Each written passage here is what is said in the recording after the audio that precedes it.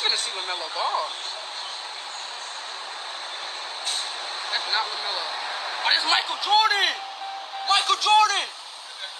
Can I get a pic? Huh?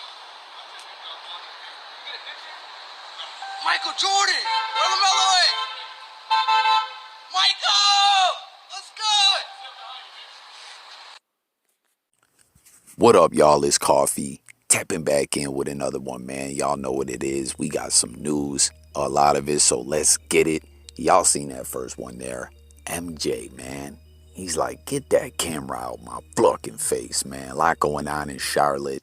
You know what I'm saying? Mike's there handling business, a lot of ish to get in order with the franchise. And you see the fans, they weren't even, originally looking for Mike, but they were like, oh shit, it's MJ. MJ said, get that damn camera out of my face, man. What do y'all think about that, man? Yo, is it me? Or does Mike just in many ways has a reputation of kind of being an arrogant son of a bitch, right? In many ways, there's a lot of ish. I'm pressed for time right now, so I can't even really get into it all and break it down. But is he particularly known to be like this to the fans? Or do y'all think this just he was in business mode and he didn't have no time for meet and greets and what? I don't know. Comment.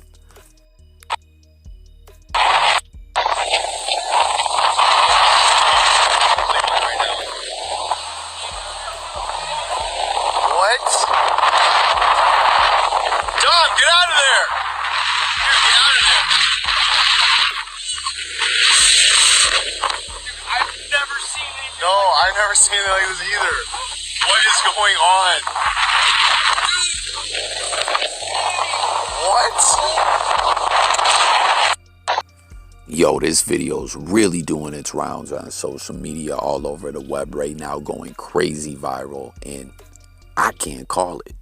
I don't know what it is, like some supernatural-ish going on. Is that fire? Or is it Armageddon? Is it the apocalypse? Is the earth opening up and like magma is coming? Remember that? Dr. Evil, y'all? Magma is coming? I don't know. It's coming from the center of the earth. Like, what in the fuck is going on? You seen dude told his friend, yo, bro, let's go get the fuck away from around there. I don't know what it is. It's real creepy. Comment if y'all ever seen some real supernatural scary looking ish going on. I swear one night, man, there was this weird ass fog. Damn, y'all remember that movie, The Fog? Wasn't that a Stephen King joint? I don't know. That shit was bugged the fuck out. And then, yo, did they make a show out of that? Someone told me, I don't know. But I swear one night it was like The Fog for real. And when I say that, it's not just yo, Coffee, there was a foggy ass night. No, it was weird. There were clouds that were extra low. I don't know what was going on, man. It was another dimension outside. Moving along, y'all, I was reporting on the other day. We know Suge Knight is locked the fuck up doing a gang of time. No pun intended. He's doing wild time. And every time I report on this, I always got to mention that I'm just so shocked Suge did not decide to fight this and go to trial. But again, his attorneys were getting arrested, and I'm sure that was a big part in him taking the plea or whatever. But I don't know. Anyways, though, the civil suit that was going on was, you know what I'm saying, the family of Terry Carter, R.I.P. Terry Carter, was his wife and daughters, were suing for a lot of M's.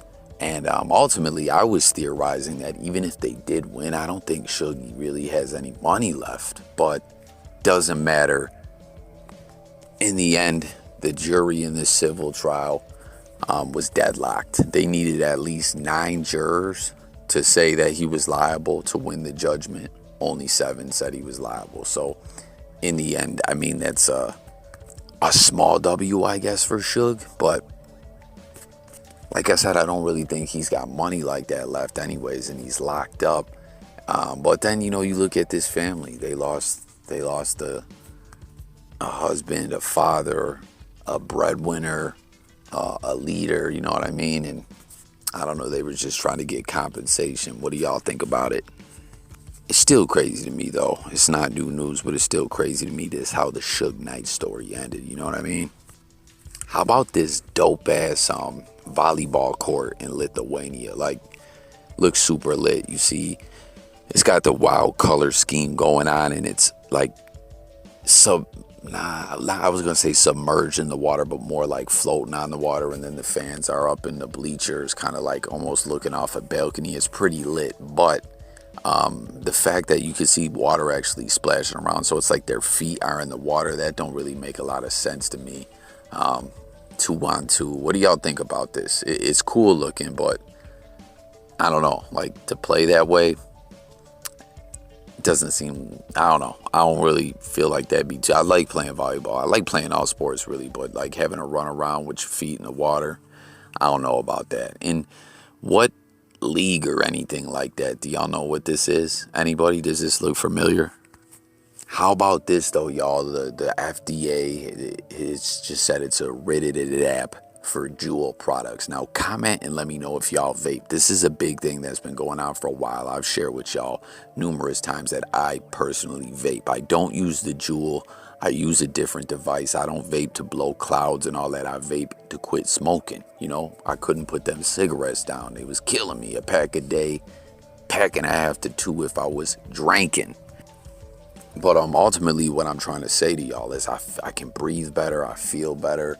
Like, I'll never touch a cigarette again. It's been years. I do got to get off the vape now, but what I'm like, I just feel way better. I feel healthier. But there's all these reports about vaping being bad for you, particularly the Juul I've heard as well. But a lot of people say, yo, this is just propaganda. Because if y'all remember, a couple years ago, they were coming at the vape industry and all that about certain flavors they said were like targeting the youth to get the youth vaping. Now, the cigarette companies have been targeting the youth for years. I personally don't really think vapes were, but I do know that there's youth out there vaping. It's dumb if y'all are doing that. Put that itch down. Like, makes no sense. You know what I'm saying? Cats be trying to get high off nicotine. Come on now. You know what I mean? Like, the vape saves a lot of adults' life.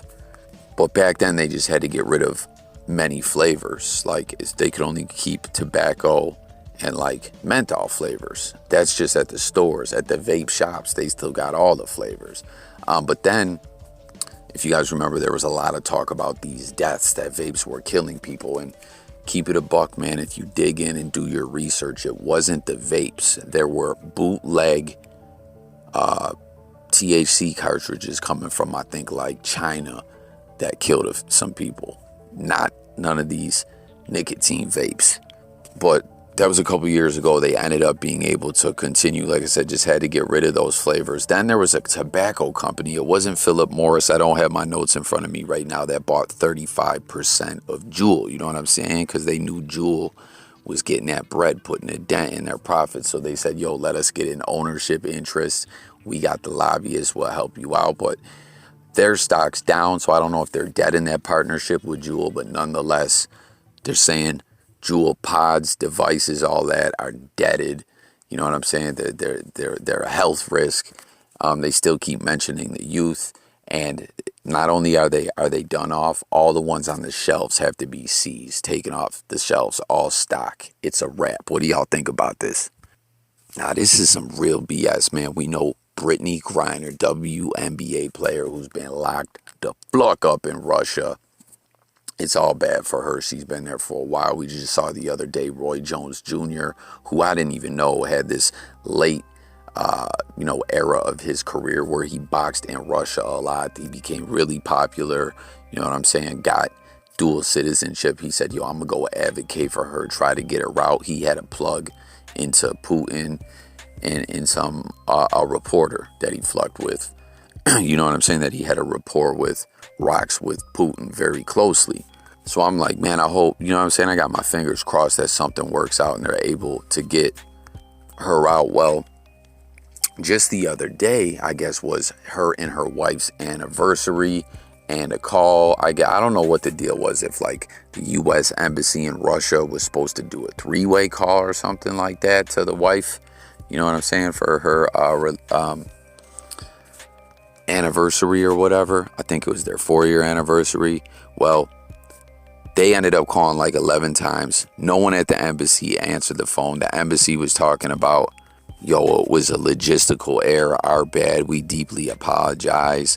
You know, they're talking about it's twisted over there that at the U.S. embassy in Moscow, Russia, like people don't even like that work the phones and ish like that, and technicians and stuff aren't even there. They're in like another place remotely. Like, I don't know, it's all crazy, man. They don't want us United States embassy over there. It ain't happening right about now. And yo, y'all ever seen that movie Argo? I forget what country that was in the Middle East, where some you know, United States citizens, and was it some Canadians as well, were working in the embassy, and things went bad, and you know what I'm saying, they had to run up out of there because people were getting held hostage, and the CIA had to come sneak them out of the country. Y'all seen that with the fake movie? Like, I don't know, man.